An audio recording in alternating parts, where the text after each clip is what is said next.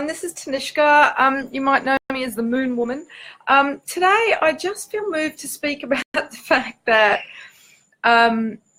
when we are in a different hemisphere, okay, so you can tell probably by my accent that I'm an Australian. So I live in the Southern Hemisphere, and I'm currently in Bali, which is also in the Southern Hemisphere. So when water spirals down the drain in the Southern Hemisphere, it goes in the opposite direction to water going spiraling down the drain in the Northern Hemisphere. So when we go to invoke the elements of creation, so we're opening circle, we're opening a vortex of energy, okay? We need to make sure that we are doing it in the flow of the vortex of that hemisphere. Okay, now in Ubud, I have now attended 5 ceremonies. None of them have opened the directions in the right direction. And sadly to say, they were all facilitated by Australians who should have an understanding of the flow of the directions in the Southern Hemisphere. So it kind of made me go, hang on a second, maybe this isn't something a lot of people understand, because the people that are leading ceremony and big ceremonies with a lot of people are invoking the elements in the opposite direction. That's really not good for our energy field. You know, we're being put in against the natural flow. So I do go into this in a lot more detail in my latest book, Goddess Wisdom.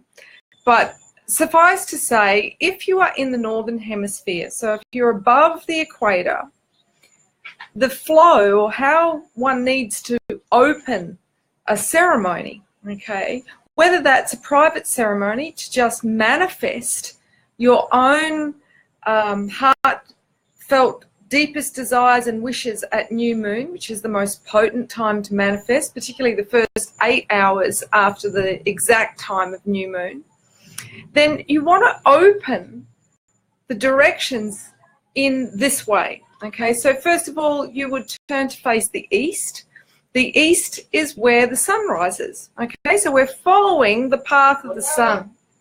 So then, if we're in the Northern Hemisphere, the sun then goes to the south.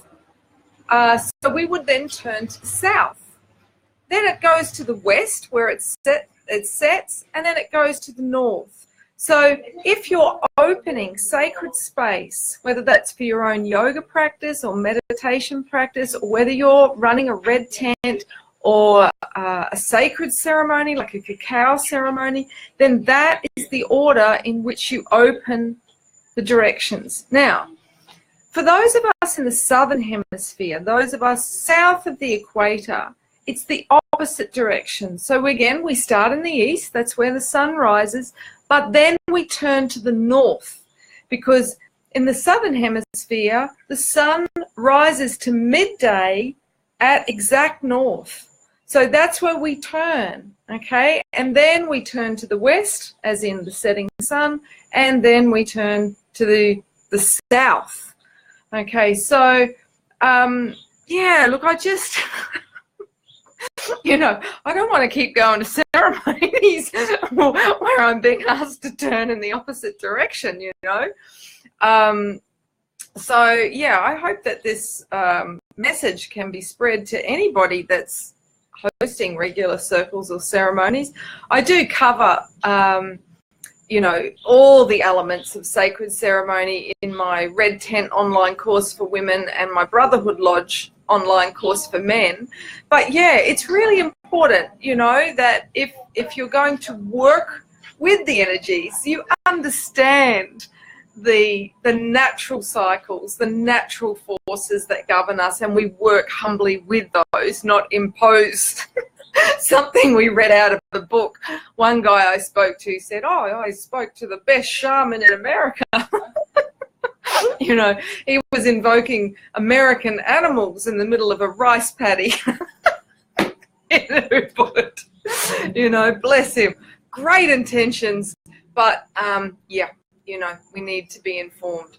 So I hope that's of some use, and yeah, I hope you've had a great day. And those of you just waking up, I hope it's a wonderful day. Blessings.